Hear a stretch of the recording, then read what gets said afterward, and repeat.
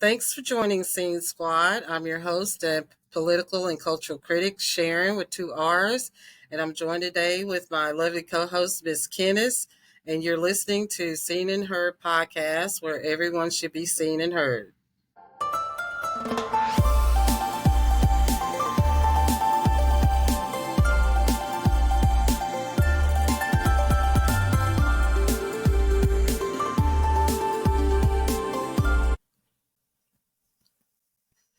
So today I want to start with the breaking of America. And I'm going to play this clip, Miss Kenniss. And first off, let's wish Miss Kenniss a happy birthday. Happy birthday, Miss Kenniss. Thank you. Looking young and pretty and glowing under the circumstances. That's doing real good right now, isn't it? I don't intend to let this dude take me down like that. I just don't. And my friend and Buddhist sibling Luke, he is like one of your biggest fans, so he's going to be glad to see you again. He is also Sky Bookmarks on Blue Sky. So hello, Luke. Miss Kenniss is back. Luke, how you doing, bro? Okay, I'm going to play this clip by Dara Star Tucker. Dara Star Tucker has a podcast. Now, years ago, she started doing, like, I don't know if a lot of you guys know who she is, but I used to be a huge fan of TCM movie channel. And she would do like the backstory and history of TCM and all the old black and white movies and stuff. So she's also got a great voice. She has a podcast, which is called Dara Star Tucker's Podcast. And this little clip that I'm going to play, she has a political contributor, Dr. Jason Johnson, that's making a statement on here. And we're going to talk on the other side of this clip. Everybody needs to understand this. This is cyclical history.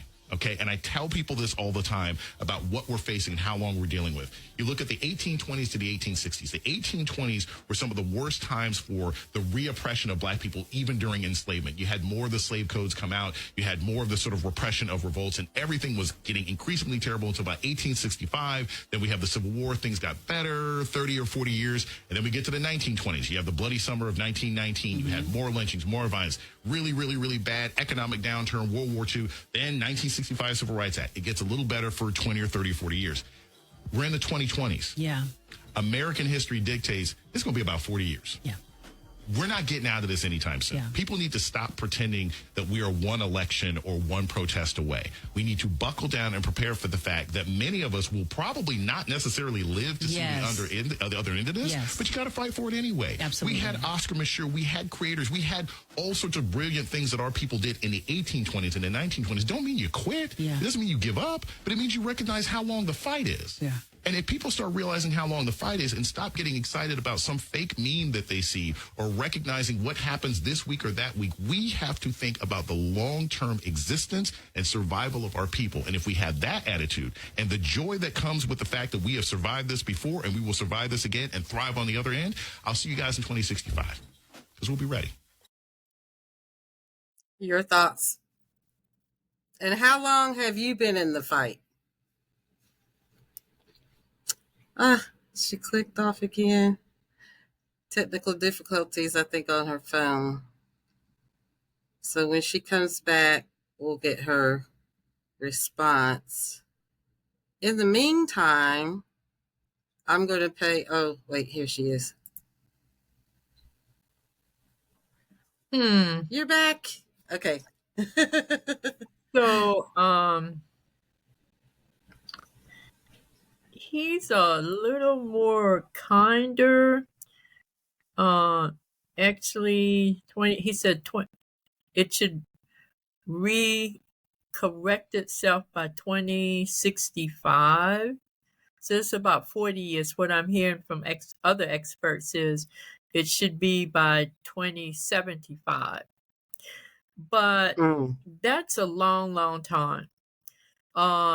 And if we think about it, throughout the enslavement period, we survived. We lost a lot of ancestors, but we survived. Even with emancipation, life was hard. It was hard by design because old master came up with this amazing plan that even though our ancestors were going to be freed, they weren't going to have anything. So they didn't give them any salary. 246 years of forced stolen free labor. So they walked off the plantation. They didn't even have a penny. A lot of them walked off the plantation.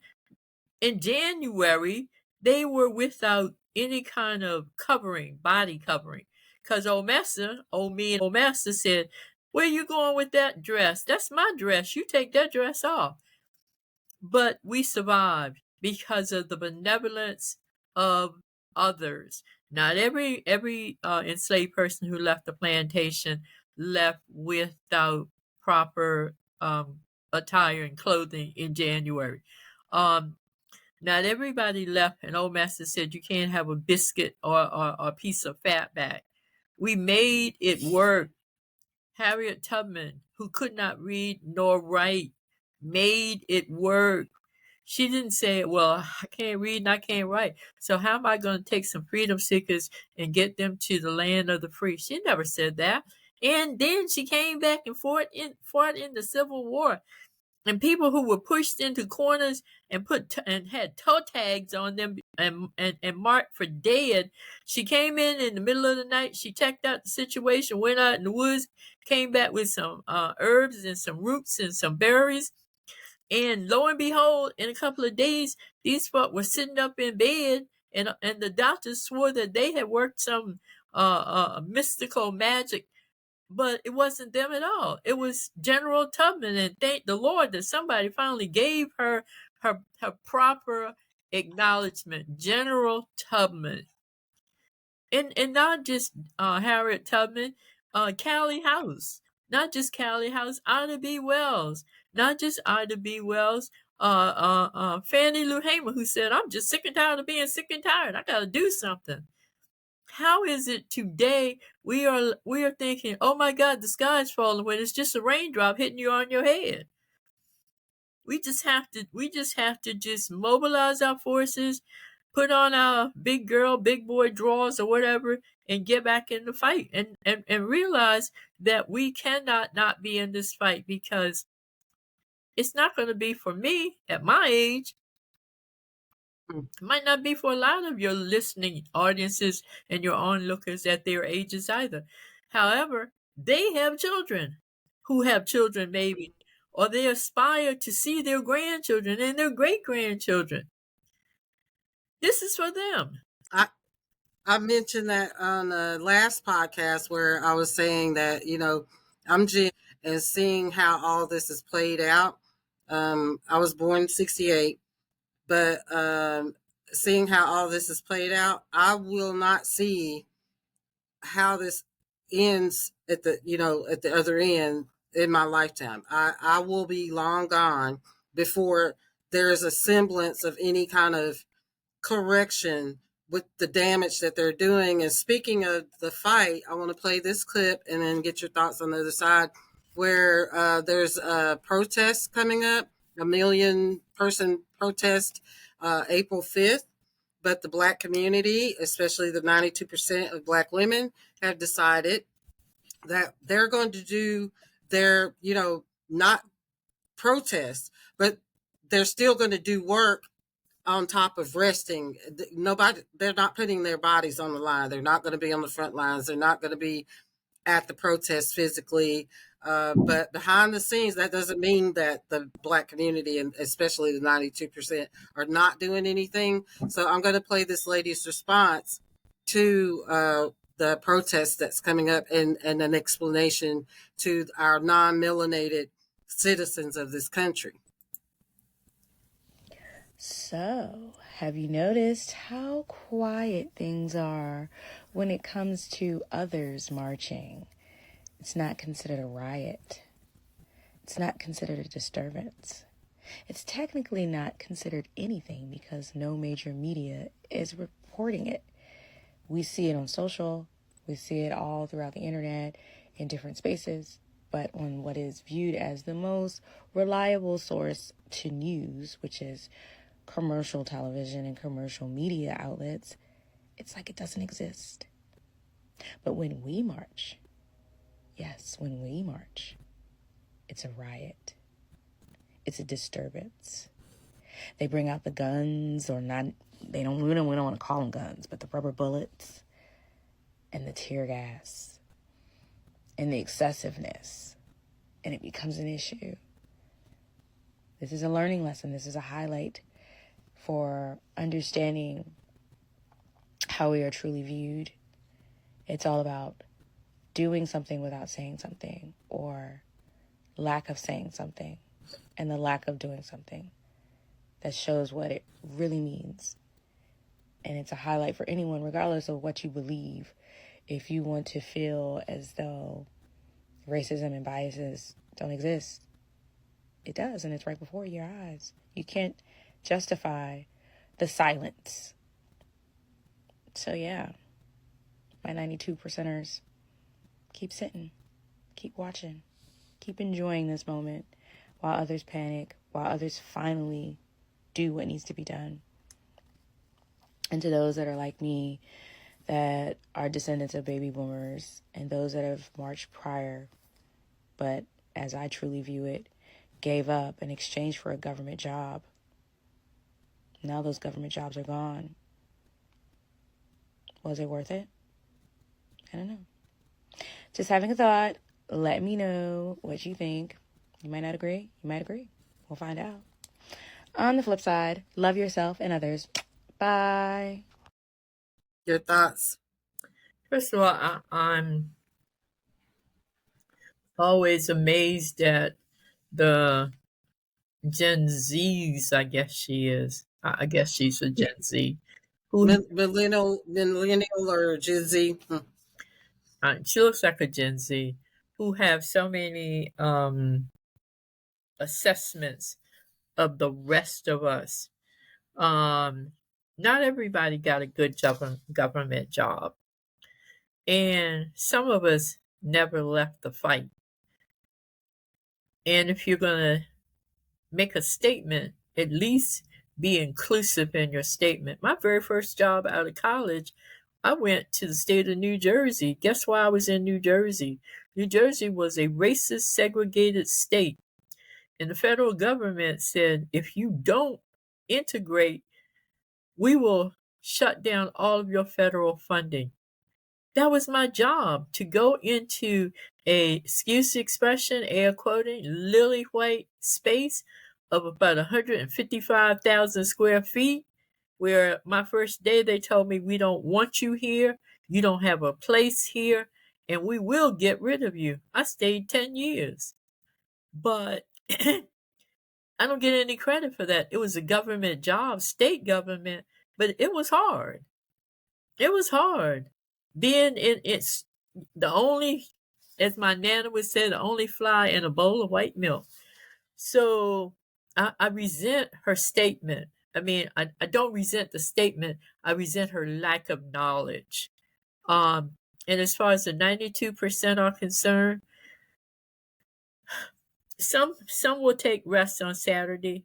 I'm at a Truth and Reconciliation hearing on Saturday all day long on lynchings. So I'm not taking a rest.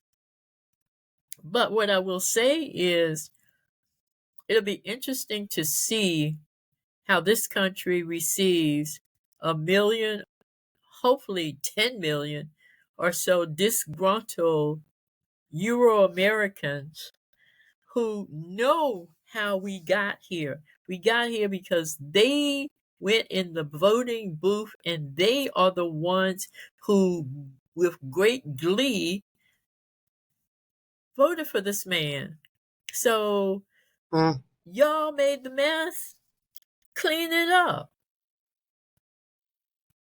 I've been invited to a reparations rally, which there's more information coming in about it, but a reparations rally that'll be in for next month sometime, like close to the end of next month. So I've been invited to that, and I'm looking forward to going to that. But it's not like this.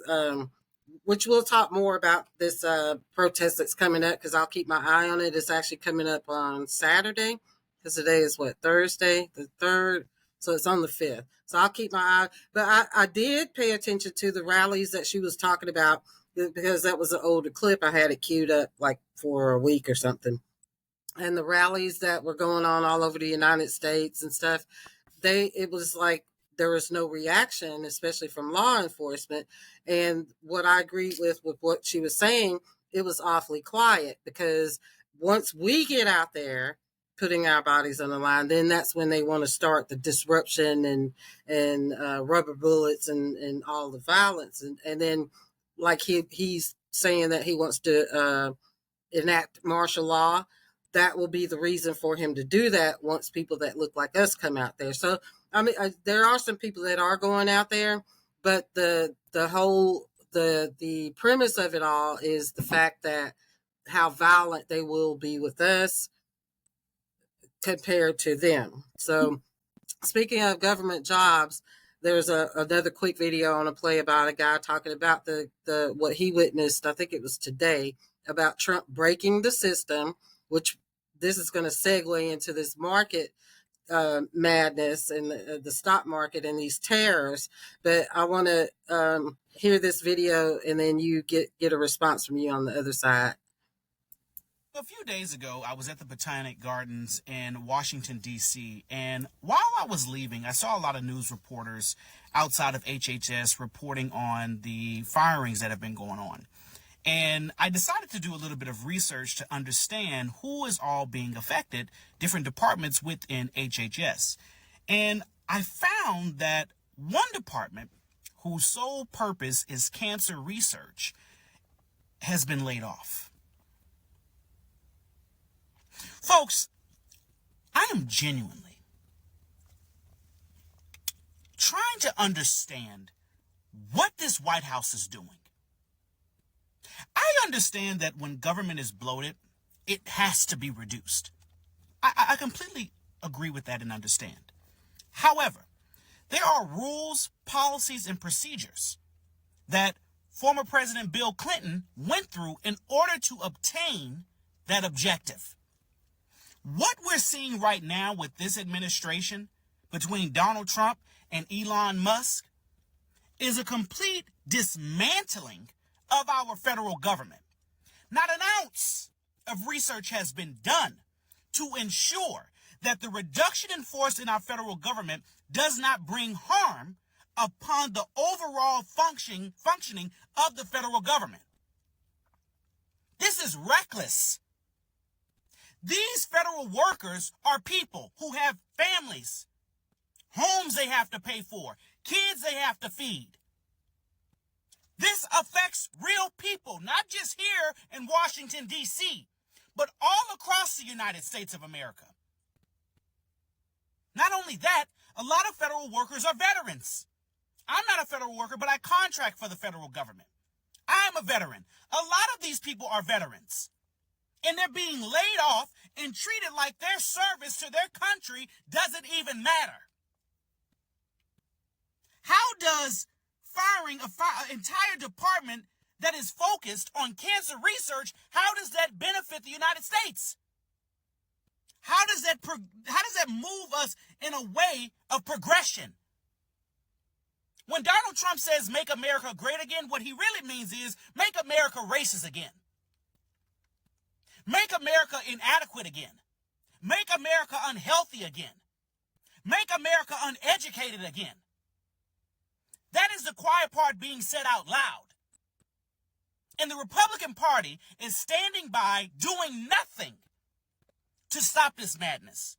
And folks, I'm telling you now, it's not going to end well for anybody. And make America broke again.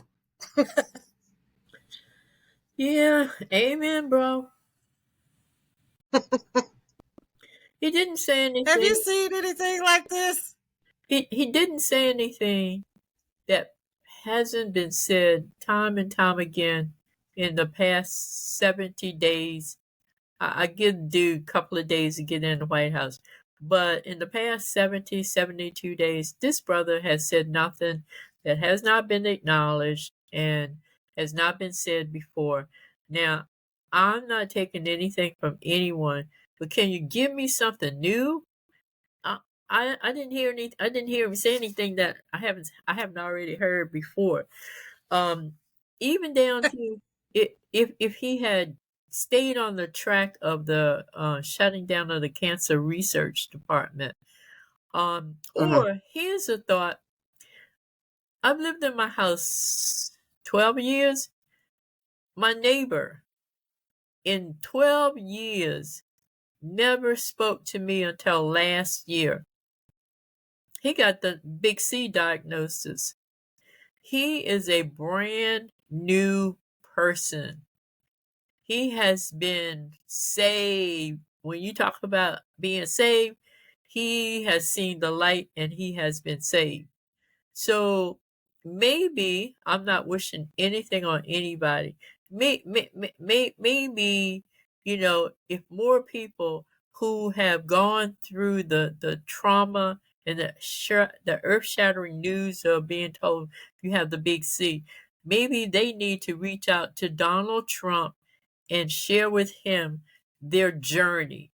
Even down to my neighbor, his journey is an avowed redneck racist. And last year, after he got the big C diagnosis, he couldn't find enough opportunities to talk to me. And I ended up being the person to keep an eye on his house because he couldn't go back in the house until after all of the treatments were done. I have his personal cell phone number. When I see him, he wants to know, am I all right? Do I need anything? A complete reversal from that redneck who wouldn't even acknowledge he saw me in the yard for 12 and a half years, almost 13 years. So talk about if he had talked about the cancer research, how having this research and what it will do to save lives, and maybe let's have some people who have walked that journey call the White House and just have a phone-a-thon. That's not a word, but have a Mhm. phone-a-thon and say everybody who's been impacted by cancer and you're on the other side, call the White House and tell them your story. Blow up the switchboard, leave messages, call your congresspersons and tell them, no, don't do this because my aunt, my son, my daughter, my mother, whomever, we went through this journey, and without that cancer research, we would not be where we are. So I would Mhm. have rather that he said something like that. Otherwise, what he said, you know it, I know it. We've all heard it 1,000 times. It was just a refresher. And speaking of the White House, Trump's tariff math, which what I like to call it is mob boss shakedown and extortion math. He has no idea what he's doing, and I'm going to play this quick clip that where Steve Leisman, I believe. I don't know if I'm saying his name right. It'll be in the captions. I'll correct it. He doesn't mince words about the way the White House has calculated these tariff rates, or this tariff war, whatever it is. So I'm going to play this clip and talk on the other side about this tariff war that's messing up everybody's life. We're sitting there on the desk last night. President Trump says we're charging people half of what they charge us. He puts up that, now I'm going to say, famous poster board. And I'm looking at those tariffs. I'm like, wait a second. I don't know the tariffs like an encyclopedia, but I'm pretty sure European tariffs are not 39%. I think I know that countries like Switzerland have like almost no tariffs, and Singapore. I think the European tariffs are like 4%. And like, where are these numbers coming from? I get offset and I start getting emails from the economists and the international trade experts I know. And they're like, what the heck are those numbers? And nobody really understood where those numbers came from. And I think David said, like at 5:30 or so, somebody who was not in the international trade community, because they couldn't understand it, started doing the math. And it is what Sarah was saying earlier. It's the trade deficit, half of the trade deficit divided by the imports. Now, let me show you a comment from the White House on where this came from. The White House official telling reporters yesterday, quote, I want to emphasize here that these tariffs are customized to each country, and the numbers have been calculated by the Council of Economic Advisors using very, very well-established methodologies from the international trade economic literature. So then I started calling international trade economic experts, and nobody ever heard of this formula. Nobody has ever used this formula. So I'm sorry, but the conclusion seems to be the president kind of made this up as he went along. He made up, and I think what Sarah was saying was interesting. There was an anticipation, okay, it was going to be reciprocal. These are off the charts and nowhere near what other countries charge us. And unfortunately, it makes us into one of the highest, maybe the highest tariff country in at least the developed world, a lot like a lot of sort of developing countries. That word reciprocal is just like, because of his limited vocabulary, it's like he picks, like I'm sure somebody's in his ear and he likes the sound of that word reciprocal. He gets a basic understanding or definition of what reciprocal means. He's like, oh, I like that. And he like throws that out there for a soundbite. But I mean, what he was explaining, and I'm not an economist and I'm not a math genius, it just sounds like a mob boss shakedown and extortion math. So the king, the emperor, the king's emperor, the emperor's king, they get to do whatever they want to do. Who's going to challenge them? I mean, mostly they sit on the throne, they're there for life, and nobody challenges them. But we have an opportunity to fight back. We do, whether we do or we don't. But understand what he's doing now. When he was in the White House 4 years ago, everybody was terrified that dude was going to hit the red button. Maybe he never hits the red button, but he does hit the red button. Every time he does some crazy stuff like this, he's pressing the red button, whether we want to acknowledge it or not. This is the epitome of him slam dunking the red button. Mm-hmm. Exactly, because all of these countries that I'm just scrolling while you're talking, just so people can see, like even some of the countries that he's hit tariffs on, like what 24% tariffs on an island that is inhabited by penguins. That's the McDonald's Island. Penguins inhabit this island. Yet So, that island, no humans. So Lesotho, I think Lesotho was like 99%. I don't know. Something I saw. So anyway, well, mostly the 44, this place right here, 44%. I can't even pronounce it. Vanuatu. Vanuatu? Yeah. Where the heck is it? And then here's one. Djibouti. Djibouti, am I saying that right? It's right under the Republic of Congo. Djibouti. Uh-huh. And then we got, the Vanuatu. Yeah. I mean, that might be another island that doesn't have people. Because there's several islands out there that no humans live on. But that's, I brought up the specific. Here's the problem. Even though I like to travel, I'm going to have to think 5 times about travel because I don't want to go to some place and be embarrassed. And stuff that this man is doing, they're going to look at me and say, you cannot be from that country, because there is no way you could be from that country, because if you are, you should just be embarrassed. Don't tell nobody you belong there, because it's just not going to be good for you.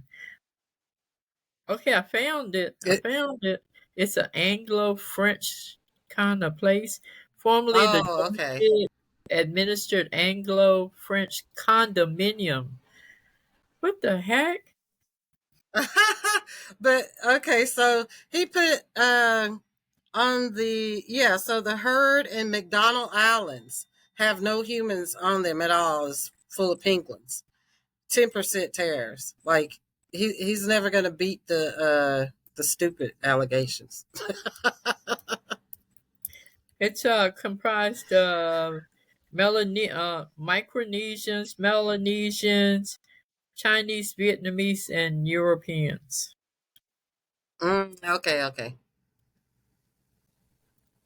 So Pacific Islander place.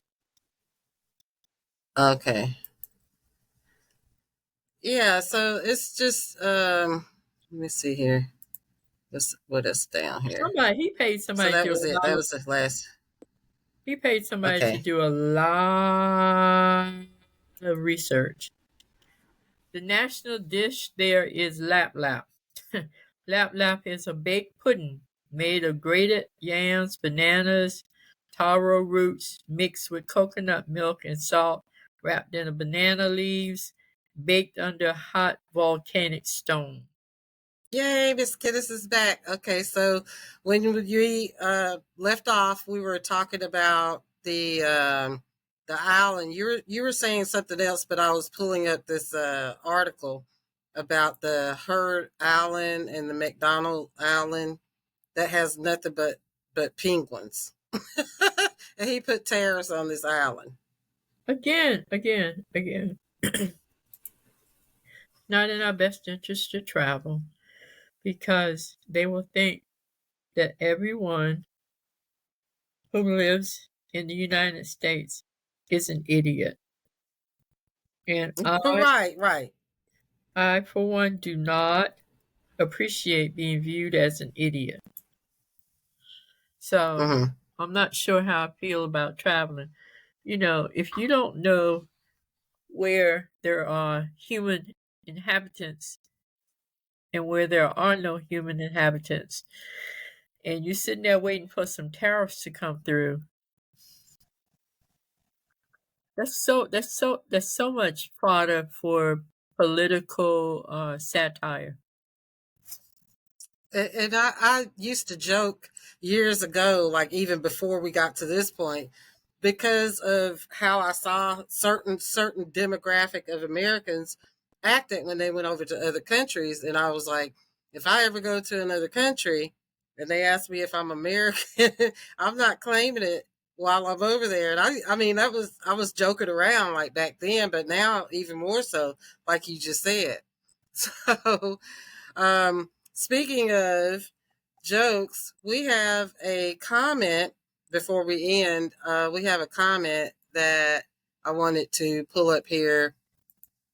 And you know how we say we don't mind the haters. So this is a comment that says, "Yet more propaganda from the nutty liberals. Your age has passed and you shall not prevail." Okay, that's the comment. And that actually is under the video where we're talking about can this Elon Musk and Trump season finale be the last one? So you guys go back to the page, to my page, and look at that video, and this is where the comment comes from. So you have a message, Miss Kenniss, for this commenter? No. Because obviously Nothing? Okay. Obviously they're from one of the purple states, and there's nothing I can say. And she dropped off again, so that is our sign. So we're going to leave it there. And if you would like to be a part of the show, like legitimately, go to our VIP Buy Me Coffee VIP page. Hold on. Here she is. She's coming back. That was No, our sign. That was our no, sign, I Miss don't have. Kenniss. Oh, cool. You have last words?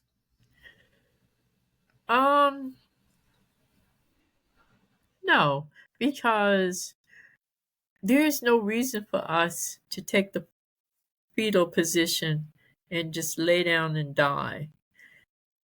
On neither side did anyone lay down and die. So even though I have my thoughts about it, look at all those people who packed up their precious china and their linen tablecloths in their trunk, and they went down and boarded the boat, and for days and days and days, they made the journey, and they were told that the lady in the harbor, in the bay, wherever, was their the sign that life was going to be grand for them because they were now free and they were in the land of the free. No one ever told them the true story behind the Statue of Liberty, and that's okay. So they made the journey, did something with their lives, more than likely force-free stolen labor got out. You back? Yeah. So I just You're want okay. I just want to remind people, we all have had some journeys. Some of you had journeys that took you to unthinkable legacy wealth, generational wealth, and just plain wealth in general. Some of us had those journeys, and we still are living in a world where for every $100 in white households, in black households, it's about $10, $12. And we hear it's your fault. No, it's not. Systemic racism, structural racism, all of the racisms that there are keep us from being able to even put our hands on the first rung of the ladder. So all I have to say to you, be safe on Saturday, help fix this problem, turn this country around, send this man in the White House a message that this is not the country you envisioned it would become, and you will not kowtow and further support the actions and the behaviors of the seditionists and the treasonous of January 6th. You are going to rise up, rise above it, and have a country that is worthy of you and your 7 generations forward. Yay, that's what we need. Words of encouragement. And on that, if you would like to support us, don't forget to thumbs up the video, like, comment, share, subscribe to our VIP Buy Me a Coffee page. Any amount of donations would be greatly appreciated. $5, $10, $20. That'll keep us on the air and keep our platform for voices that want to be heard. And if you want your voice heard, contact us. We have a voicemail. All the links will be down in the bottom of the description. And we will see you guys on the next one. Peace. Bye, Miss Kenniss. Happy birthday. Thank you. Peace.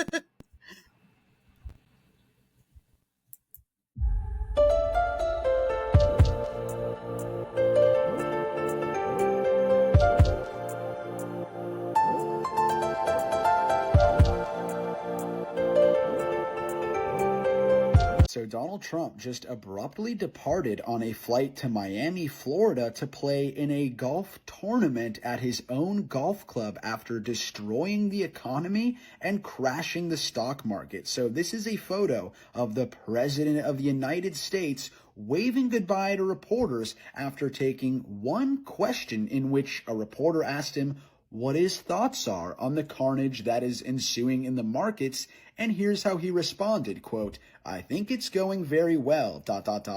Our country is going to boom."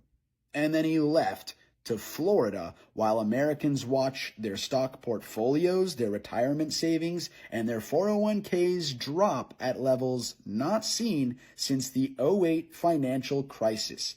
He's playing golf again at his private golf club after deliberately destroying the economy. This is criminal. He should be impeached. He should have been impeached a long time ago, but he should especially be impeached today. This is crazy.